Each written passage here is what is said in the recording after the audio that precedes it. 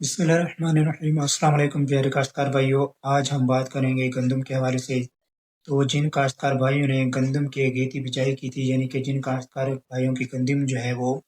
80 से 85 या 90 दिन की हो चुकी है, तो उन काश्तकार भाइयों की गंदम जो है वो गोब की हालत में आ चुकी होगी। यानी कि अभी सिट्टा तो बाहर नहीं निकला, यानी सिट्टे यानी कि गंदम का जो तना है वो मोटा होना शुरू हो चुका है और वहाँ पर मोटा हो रहा है, और गंदम जो है वो फ्लैग लीफ, जिसे हम झंडे वाला पत्ता कहते हैं, वो बनाना शुरू कर रही है।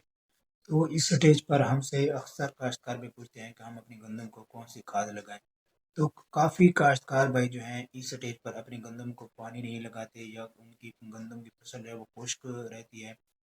और इसकी वजह से वो अपनी गंदम की फसल में यानी कि 8 से 10 मन एवरेज के हिसाब से जो है वो कमी कर लेते हैं। तो इस स्टेज पर प्यारे काश्तकार भाई, एक तो ये करना है कि आपने अपनी गंदम को पानी लाजमी लगाना है, और साथ जो खाद लगानी है वो इस स्टेज पर हम आपको बताते हैं कि SOP खाद जो पाउडर वाली होती है वो आपने इस वक्त लाजमी अपनी गंदम को देनी है, या लिक्विड में भी ये होती है कंपनी के पास, वो भी आप ले सकते हैं, वो भी आपने अपनी गंदम को इस वक्त लाजमी देनी है। लेकिन जिन काश्तकार भाइयों की जो गंदम की फसल है वो कमज़ोर है, या कहीं पर छोटी है या बड़ी है, या अभी तक जो है वो पिलाट का शिकार है, तो वो काश्तकार भाई क्या करेंगे, वो कौन सी खाद लगाएंगे। तो वो इस स्टेज पर जो है अपनी फसल को जो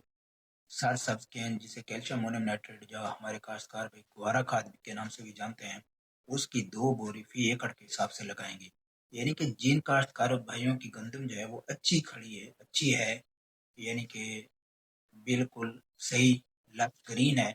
और ताकत में खड़ी है,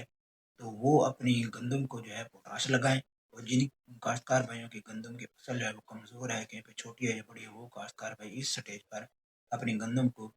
कैन द्वारा के 2 बैग फी एकड़ के हिसाब से, इससे क्या होगा, इससे आपकी फसल जो है वो ताकत में आ जाएगी,